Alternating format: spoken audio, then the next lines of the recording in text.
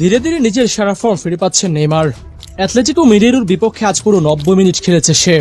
সুযোগ তৈরি করেছে, শট নিয়েছে এবং দলকে বড় জয় এনে দিতে ভূমিকা রেখেছে। নেইমারের খেলা একটা স্পষ্ট পরিবর্তন দেখা গিয়েছে।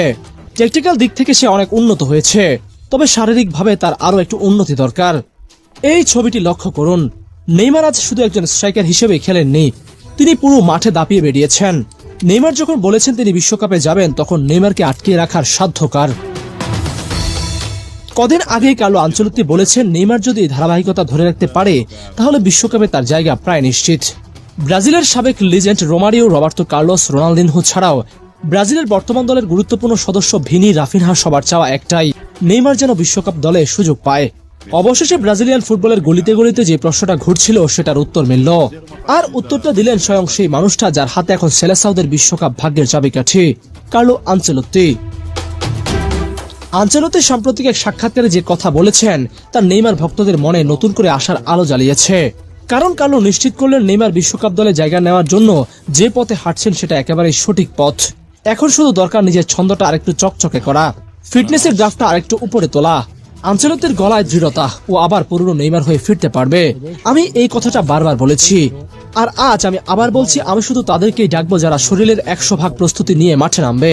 আর হাঁটুর সেই বাজে ইনজুরি কাটিয়ে নেইমার যেভাবে ঘুরে দাঁড়িয়েছেন, গোলও করছেন, সেটা দেখার মতো। কোচের এই কথাগুলো কিন্তু হালকাভাবে নেওয়ার নয়। আনচেলত্তি শুধু মুখে মিষ্টি কথা বলেন না, উনি নেইমারকে ঘিরে তার পুরো টেকনিক্যাল ব্লুপ্রিন্টটাও খুলে বলেছেন। এটাই সবচেয়ে বড় সুখবর। উনি পরিষ্কার জানিয়ে দিলেন সান্তোসের জার্সিতে নেইমার এখন যেভাবে খেলছে ঠিক সেই ভূমিকাতে তাকে জাতীয় দলে দেখা যাবে। মানে আনচেলত্তির চোখে নেইমার এখন শুধু বক্সের বাইরে থেকে ড্রিবল করা এক উইঙ্গার নন, উনি চান নেইমার হোক ব্রাজিলের আক্রমণের প্রাণভোমরা। নেইমারকে নিয়ে আনচেলত্তির দর্শন শুনলে চোখের সামনে একেবারে ছবি ভেসে ওঠে। তিনি বলেছেন নেইমার ব্রাজিলের ফুটবল ইতিহাসের অংশ, সে এখনো সে ইতিহাস লিখে চলেছে। ওর মতো প্রতিভা খুব কম জন্মায়।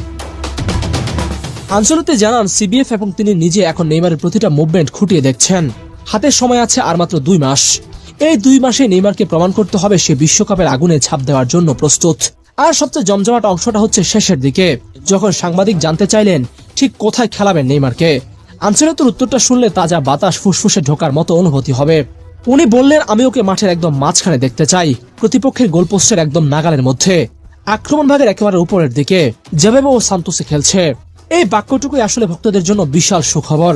কারণ এর মানে দাঁড়াচ্ছে আনচেলত্তি নেইমারকে ফলস 9 হিসেবে ভাবছেন, সেই পজিশনটা যেখানে উইঙ্গার এবং স্ট্রাইকারের দূরত্ব ঘুচে যায়, যেখানে নেইমার বল পায়ে পেলে পুরো ডিফেন্সকে এলোমেলো করে দিতে পারে। এটা শুধু নেইমারের জন্য সুবিধাজনক নয়, এটা পুরো ব্রাজিল দলের জন্য একটা বড় সারপ্রাইজ হতে চলেছে। তাই আর দেরি না করে এখন থেকে হিসেব কষতে বসে।